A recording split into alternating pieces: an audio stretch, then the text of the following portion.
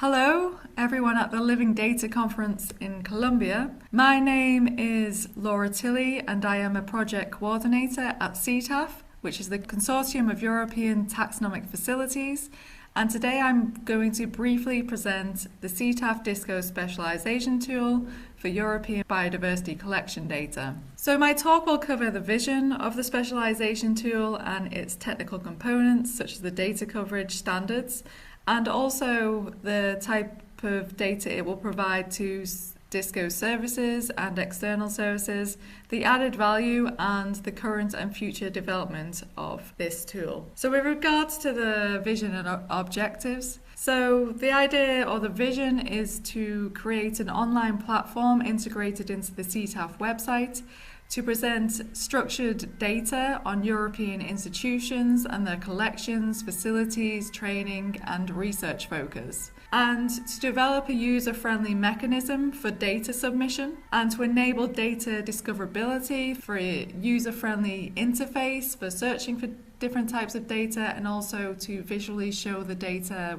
via a dashboard. To support DiSSCo services and to integrate with other tools that may be developed. Also, with regards to supporting decision making within DiSSCo and CETAF institutions, so providing different specializations in terms of collection types, expertise and training, especially with digitization and data publication, and also the priorities of these different institutions. So overall, DiSSCo and CETAF can understand the network of expertise that they have and how to align national and institutional priorities. So moving on to the development history of this tool. So to begin with, it was called the CETAF Registry. And in 2018-2019, CETAF and the Royal Belgian Institute of Natural Sciences, so RBINS, they came together to collaborate. And initially, the tool was to replace the existing CETAF passports, which was a database within the old CETAF website to present CETAF institutions, the size, the type of collections and research focus. But this was unstructured data and it's quite static, so it was updated every year or every 2 years. So we wanted to replace this with a more dynamic tool to allow our institutions to update data more regularly and more easily. So this was the initial plan, but then towards 2019 to 2020, the development of DiSSCo, the European research infrastructure, was underway, and the focus or the expansion of the CETAF registry, it was decided that it could be an authoritative data source to providing data towards DiSSCo services. Then the name changed to align with this vision in 2020-2023 to the CETAF DiSSCo Specialisation Tool, which is the title of this talk, and the name so far has stuck. So this was during the DiSSCo Prepare project and DiSSCo Transition project. So in 2023-2024, development of the tool was underway, more focusing on the data collection workflow. So looking at a way for users to easily provide data, using familiar tools that don't require technical knowledge. And a lot of this work was done by RBINS, Patrick Samal and Frank Theaton of the Royal Museum of Central Africa, and it's still underway. So moving on to the sort of data coverage of this tool. From this slide, you can see that it will provide data on institution, collections, research, expertise and training and facilities, as mentioned before. So first, to dive into what we mean by the institutional data. If we look to the left hand of the screen, you'll see like a screenshot. This is a screenshot of the tool for providing where users can access the Google Forms to provide data. This is just to have a look of generally sort of the structure. With regards to the institution data, we collect the institution names, the address of the institution, using the unique identifiers and the unique names and acronyms, the staff numbers, the size of departments, the surface size of the institution, and also the membership status with regards to CETAF or DiSSCo, and names of CETAF and DiSSCo representatives. So different staff to get an idea of the range of staff and the expertise as well. So when it comes to the collection data, we use the hierarchy structure for collection data. So we have disciplines, as you can see, so like anthropology, paleontology, invertebrate zoology, and then within them there's a further subdivision of sub-disciplines, and altogether there are 11 disciplines and 66 sub-disciplines. These are further broken down into quantity, geographic region, the storage type, and stratigraphy for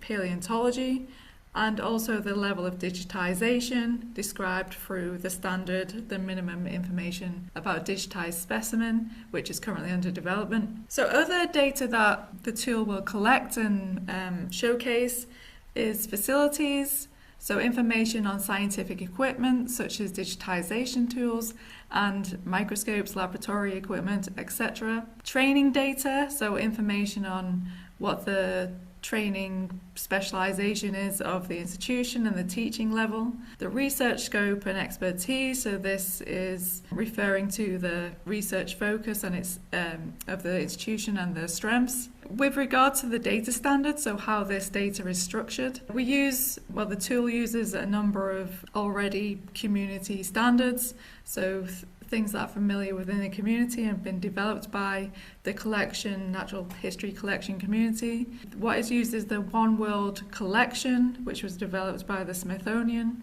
Museum, and also a collection description schema that was developed first within a project called ISTIG, which was basically the blueprint of how to develop DiSSCo, and then further developed within Synthesis Plus to be used within a digitization dashboard. So the collection schema allows for more categorization of collection data, which allows for better comparison of different types of collections, also strengths.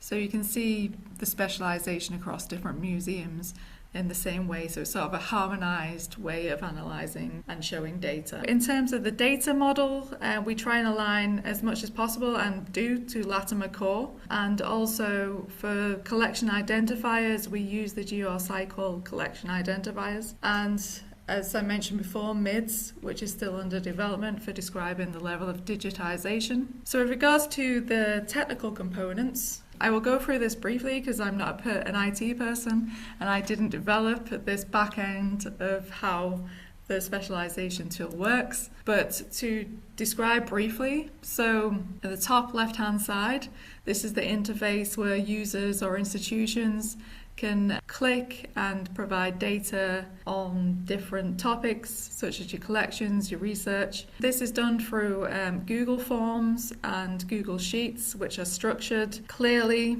So basically how it works, when we started collecting data, we pre-filled the forms, the institution forms, with the basic information. Then we sent it out to DiSSCo national nodes, for example, and CETAF institutions to review and add further data. And they submit it and send it back to us, and then that data is compiled within an open source web service called Elasticsearch.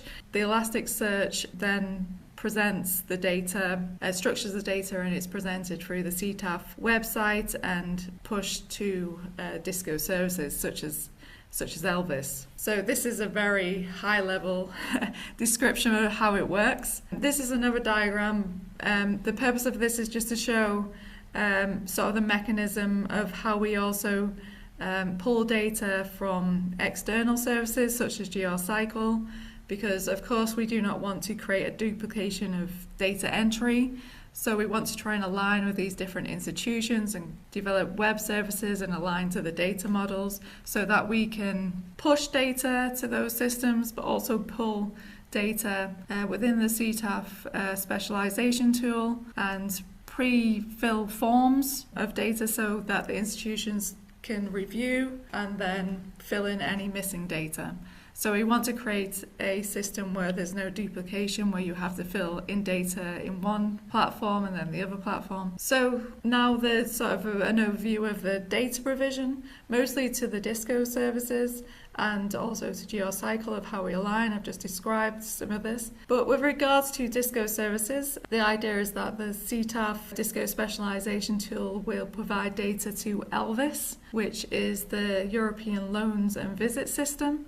It's an online shop where users can browse collections and request access to those collections either virtually or physically. The specialization tool will provide structured data on institutions, the facilities, and the collections. Also, it will provide data to the Collection Digitisation Dashboard that's been developed for DiSSCo. It will mainly provide collection and institution data, and also it will be connected to the Discover tool, which is more about, it's a portal for specimens, so a specimen level, but it will be connected or linked with the specialization tool via URLs or the GRSciColl collection codes.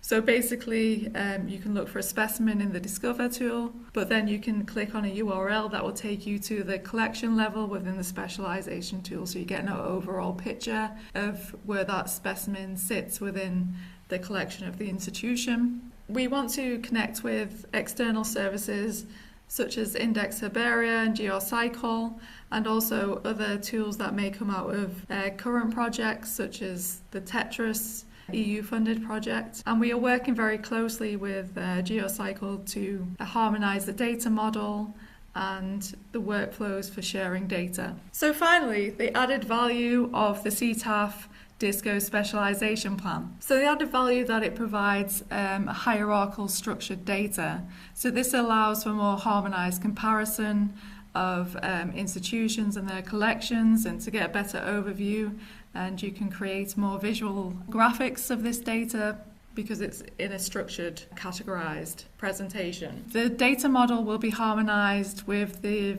architectural features of research infrastructures and services such as GBIF and DiSSCo.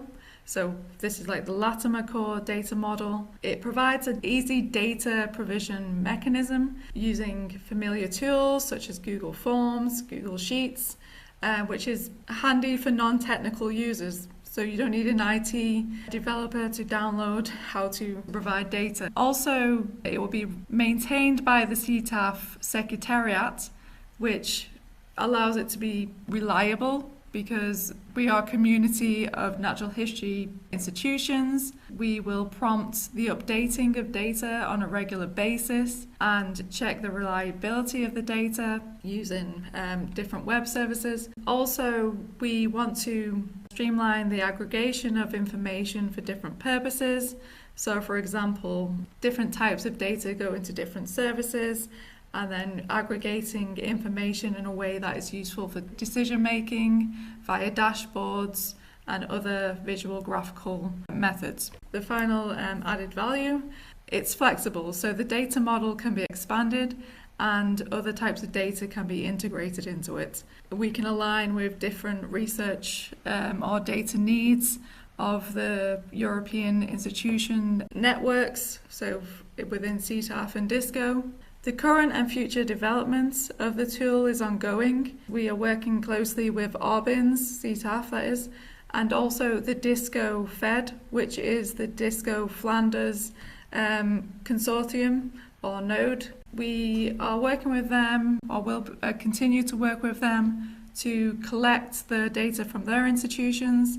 So we have a full reliable data set, and then use that data to understand the best way to visualize that data and to design the front end of the specialization tool. So this is what we are currently doing, so we can see how to adapt the CETAF website for those integration needs. And we are currently working with GRSciColl and, as I mentioned, aligning the data models, and also working with other DiSSCo services such as ELViS, which will be hosted by the Natural History Museum in Paris, to see how we can align and fit those data needs for that service. So yes, This is the specialisation tool in a nutshell, very briefly. Thank you for listening, and I look forward to your questions. For more information, you can also access these links that may provide more information for you on the DiSSCo services and also the specialisation tool. Thank you very much.